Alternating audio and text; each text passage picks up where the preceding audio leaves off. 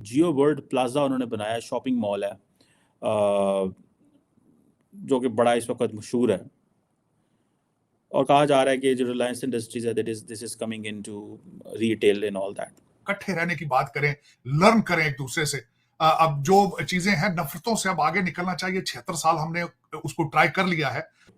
India के अंदर इतने अमीर लोग हैं कि उनके वो बाहर नहीं अब जाते, वो या बाहर ना जाएं और इंडिया के अंदर शॉपिंग करें।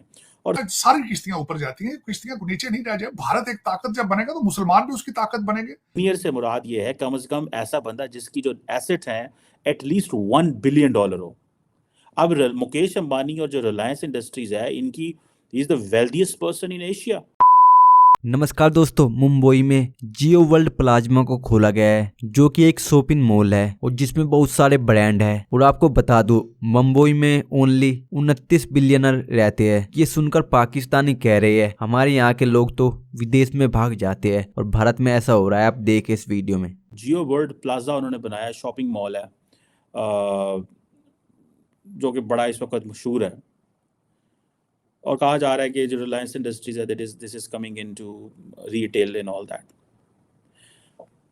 इंडिया के जो रिच हैं उनके लिए ये बेसिकली बनाया गया है कि इंडिया के अंदर इतने अमीर लोग हैं कि उनके वो बाहर नहीं अब जाते, वो या बाहर ना जाएं और इंडिया के अंदर शॉपिंग करें, और सारे जितने बड़े बड़े ब्रांड्स हैं उनको लेके तो इंडिया में आया जाए।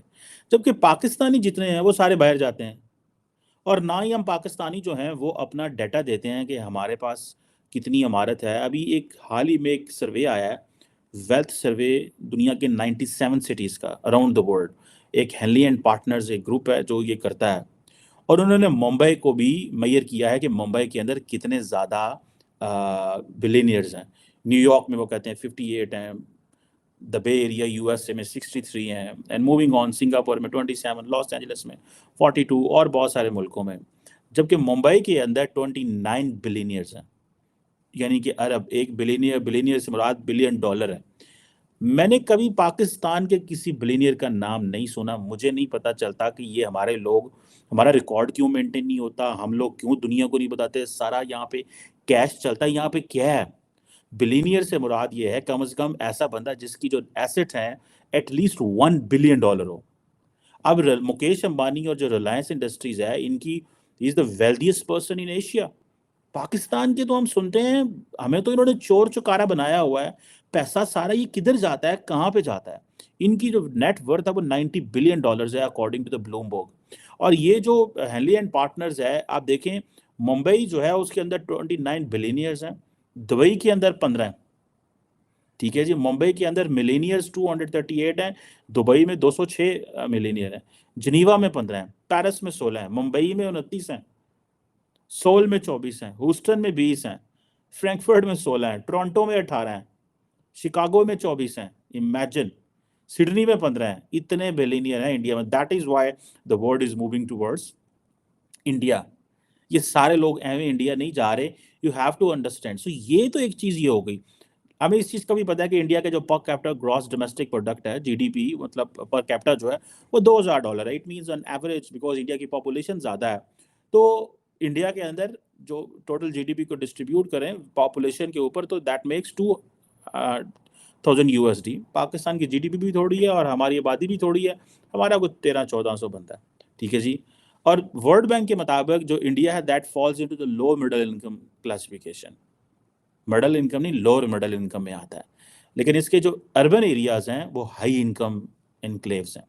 अच्छा, जो मैं चीज़ बात करना चाहता हूँ कि ये तो ठीक है, रिलायंस जो है that has come into the shopping malls और बहुत सारी चीज़ों में आगे ये इन्होंने एक जियो वर्ल्ड प्लाजा बनाया है, that is into the retail. ठीक है जी। और मेरा ये वादा है आलिया कि मैं जाऊंगा। मेरी ख्वाहिश है कि आपके साथ वहां लाइव करूं न्यू दिल्ली से। जरूर साजिद साहब, बिल्कुल। मैं तो इसके लिए अभी से रेडी हूँ। आप जैसे ही वहां पर पहुंचेंगे, और हमारी ख्वाहिश होगी, बल्कि मेरी तो ख्वाहिश होगी कि वहां पे कोई ऐसी जगह पर आप वहां पर मौजूद हो और हम आपसे बात कर सके, आप वहां पर दिखाएं। सारा जबरदस्त काम हो जाएगा। बिल्कुल, आपको अपनी पर्सनल फीलिंग्स बताऊंगा। बल्कि एक तो मैंने एक्सप्रेस किया अपने कुछ दोस्तों से।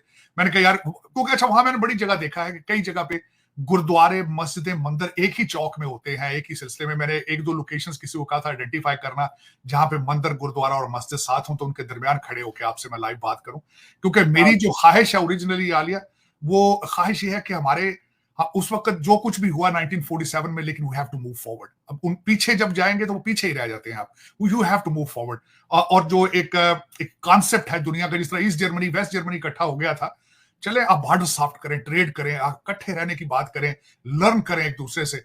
अब जो चीजें हैं नफरतों से अब आगे निकलना चाहिए। 76 साल हमने उसको ट्राई कर लिया है, लेकिन this is a time we have to move forward, we think about next generation. और साजिद साहब, आपने ये जो बात की कि मैं चाहूंगा वहां पर एक तरफ मंदिर एक तरफ मस्जिद हो, ऐसी किसी जगह पर मैं करूं, तो हमने ये देखा कि जो बड़ी बात की जाती थी, लेकिन मोदी साहब को जो वोट मिला है वो तो मुसलमानों का भी वोट मिला है, तो इसका मतलब ये हुआ कि वो हर तबके से उनको वोट मिला।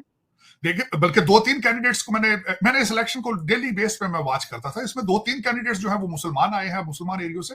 और दूसरा मैं समझता हूँ, एक जब टाइड ऊपर जाती है तो किश्तियां, सारी किश्तियां ऊपर जाती हैं, किश्तियां नीचे नहीं रह जाए। भारत एक ताकत जब बनेगा तो मुसलमान भी उसकी ताकत बनेंगे।